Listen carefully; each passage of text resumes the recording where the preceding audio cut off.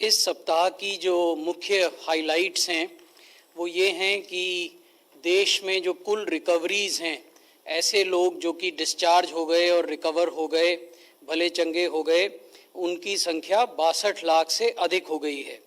आज ये संख्या 62,27,295 है, जो कि विश्व की हाईएस्ट संख्या है।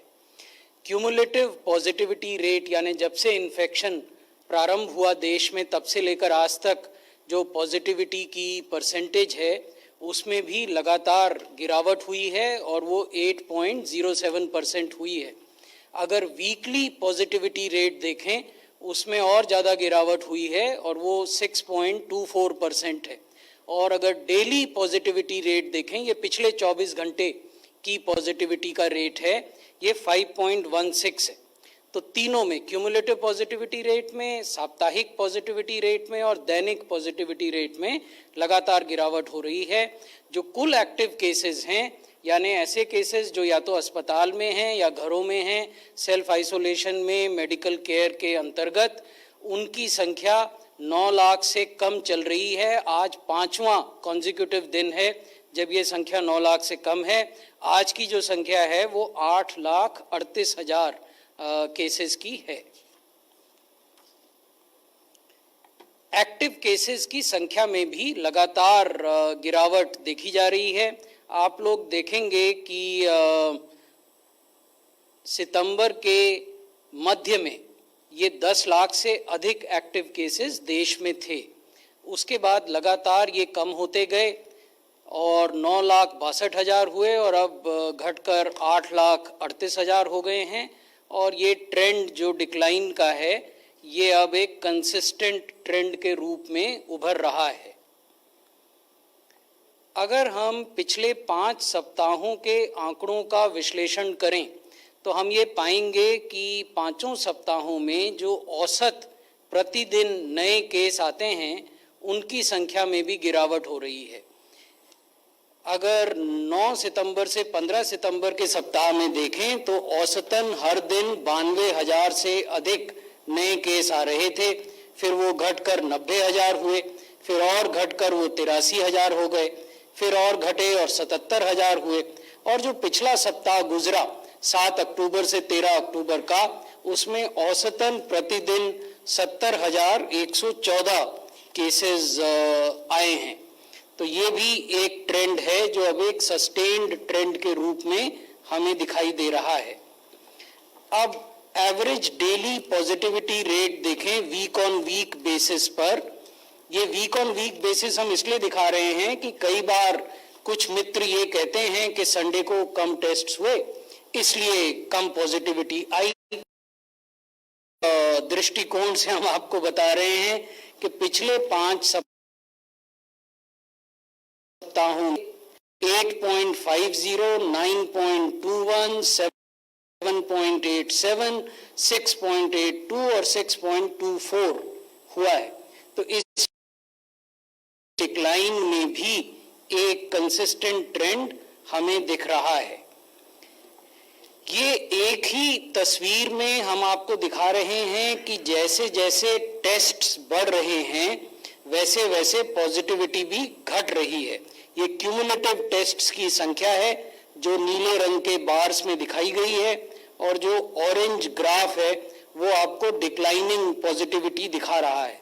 यहाँ महत्वपूर्ण बात यह है कि औसतन हम लगभग 11,36,000 टेस्ट प्रतिदिन अभी भी कर रहे हैं।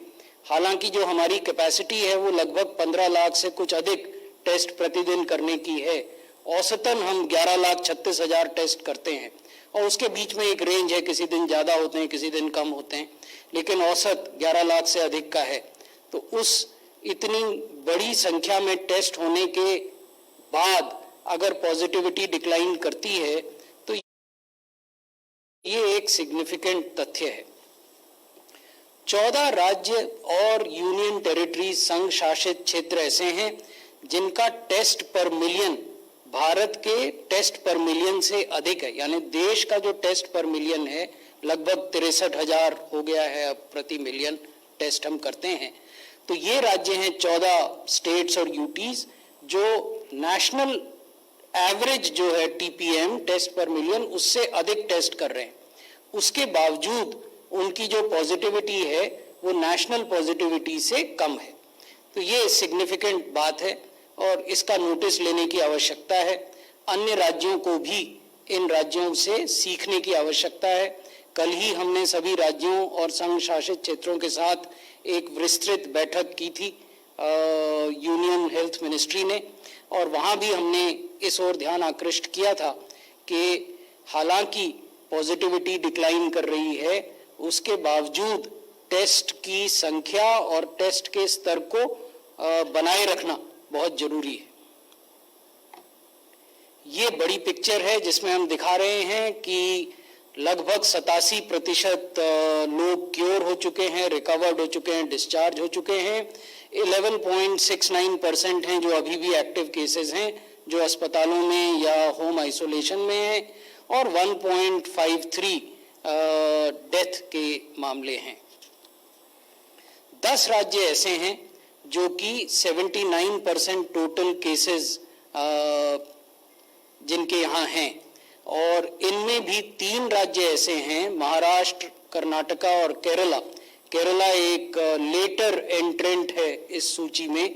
2 हफ्ते पहले तक केरल 10 राज्यों की सूची में भी नहीं था, अब वो नंबर 3 पर है।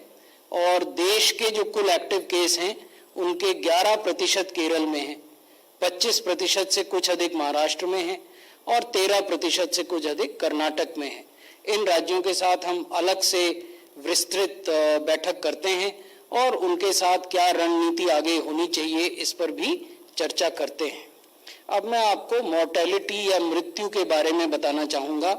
अगर हम जेंडर के आधार पर मृत्यु की विश्लेषण करें तो हम पाते हैं कि जो कुल मृत्यु कोविड से देश में हुई हैं उसमें 70% मेल हैं और 30% फीमेल हैं। अगर हम कोमॉर्बिडिटीज और एल्डरली यानी आयु के हिसाब से देखें, कोमॉर्बिडिटी मैं आपको अगली स्लाइड में बताऊंगा। आयु के हिसाब से देखें तो 1% मृत्यु हैं जो 17 बरस से नीचे के लोगों में हुई हैं, 1% हैं जो 18 से 25 में हुई हैं, 10% हैं जो 26 वर्ष से 44 वर्ष के आयु के लोगों में हुई हैं, 35% मृत्यु हैं जो 45 से 60 के आयु वर्ग में हुई हैं। ये महत्वपूर्ण है।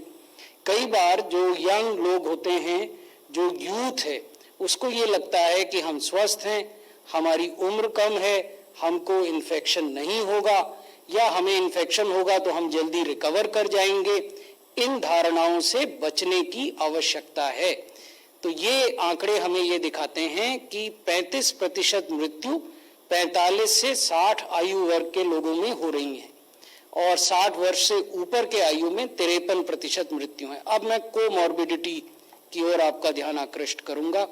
ये केस फेटिलिटी रेट का एनालिसिस है जिसमें हम बता रहे हैं कि 45 से 60 वर्ष के जो लोग हैं, अगर उनको कोमॉर्बिडिटीज भी हैं तो उनको खतरा ज्यादा है।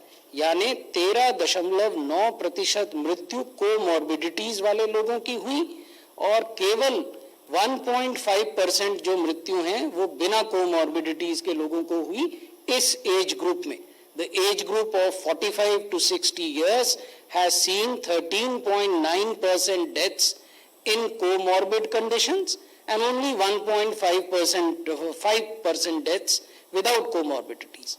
60 साल से अधिक आयु वर्ग के लोगों में 24.6% डेथ्स हैं जो कि कोमॉर्बिडिटी वाले लोगों में हुई और 4.8 है जो बिना कोमॉर्बिडिटी में हुई। वैसे ही 45 बरस से कम आयु के लोगों में 8.8% डेथ्स कोमॉर्बिडिटीज की कंडीशंस में हुई और 0.2 बिना कोमॉर्बिडिटीज के हुई। अगर हम ओवरऑल देखें तो 17.9% डेथ्स हैं जो कि कोविड पॉजिटिव भी थे और कोमॉर्बिड भी थे। तो ये बताता है कि जो कोमॉर्बिड लोग हैं यानी जिनको कि कार्डियक इश्यूज हैं, रीनल इश्यूज हैं, जो ट्रांसप्लांट रिसिपिएंट हैं, जो कैंसर से पीड़ित हैं, ऐसे लोगों को अधिक सुरक्षा बरतने की आवश्यकता है। और जो कुल मृत्यु हुई उसमें केवल 1.2% हैं जो विदाउट कोमॉर्बिडिटीज की हुई। देश का जो केस फर्टिलिटी रेट है, to put this slide into perspective, the countries case fertility rate is 1.53. So 1.53% compared to 17.9% with comorbid people and 1.2% for people without comorbidities. Thank you. अगर आपको हमारे वीडियोस पसंद आए तो प्लीज लाइक करें, subscribe करें और शेयर करें।